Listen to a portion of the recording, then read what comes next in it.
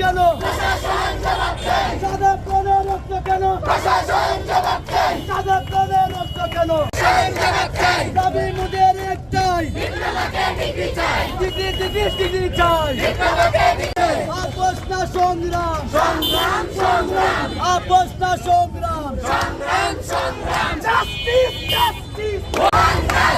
দেশের উপর হামলা কেন? দেশের উপর হামলা কেন? প্রাণের রক্ত কেন? জবাব চাই, জবাব চাই, জবাব চাই, জবাব চাই। হামলা কেন? সাদা প্রাণের রক্ত কেন? নার্সের উপর হামলা কেন? দাবি মোদের একটাই, দাবি মোদের একটাই। ডিগ্রি চাই, ডিগ্রি চাই। আপোষ না সংগ্রাম, আপোষ না সংগ্রাম। নার্সের উপর হামলা কেন? নার্সের উপর হামলা কেন?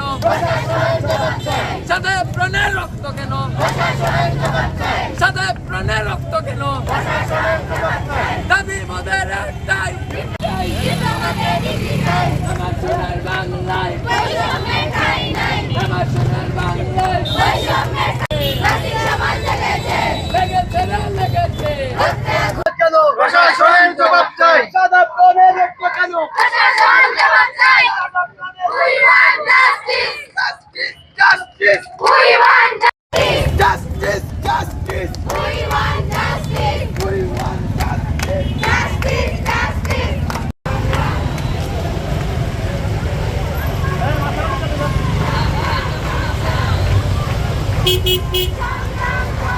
একজন স্টুডেন্ট এইচএসসি পাশের পর নার্সিং ভর্তি পরীক্ষায় অংশগ্রহণ করে নার্সিং ভর্তি পরীক্ষায় পাশ করে 3 বছর মেয়াদী একাডেমিক কোর্স পাশাপাশি ক্লিনিক্যাল প্র্যাকটিসের পর আরো 6 মাস মেয়াদী ইন্টার্নশিপ করার পরে নার্সিং লাইসেন্স পরীক্ষায় পাশ করে যে সার্টিফিকেটটা পায় সেটা হচ্ছে আবার ইন্টারমিডিয়েট সমান। How this possible?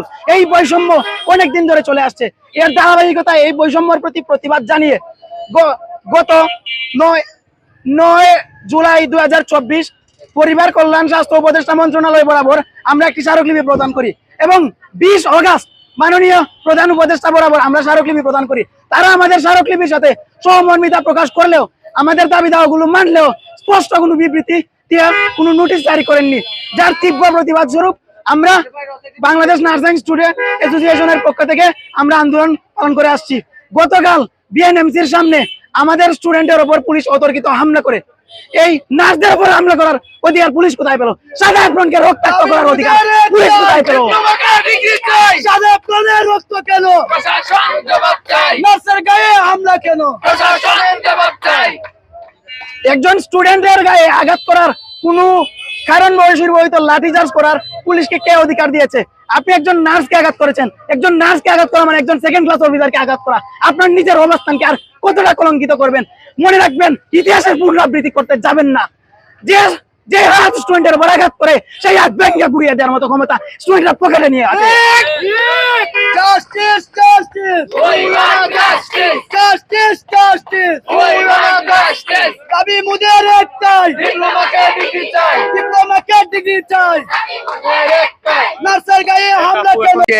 আজকে আমরা সম্মানিত আমার এই সহপাঠীবৃন্দ সবাই আমরা এখানে জড়ো হয়েছি আমাদের দাবি পূরণের আশায়।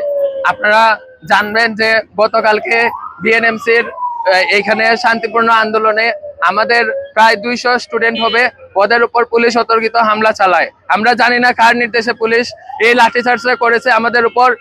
অনেকেই বলেন যে পুলিশ জনগণের বন্ধু, এই কি পুলিশের বন্ধুত্বের প্রতিদান? এই কি প্রতিদান আমাদের উপর? প্রশাসন ওনাদের ক্ষমতা দিয়েছে চুর ছেচর বাটপার ওদেরকে ধরার জন্য।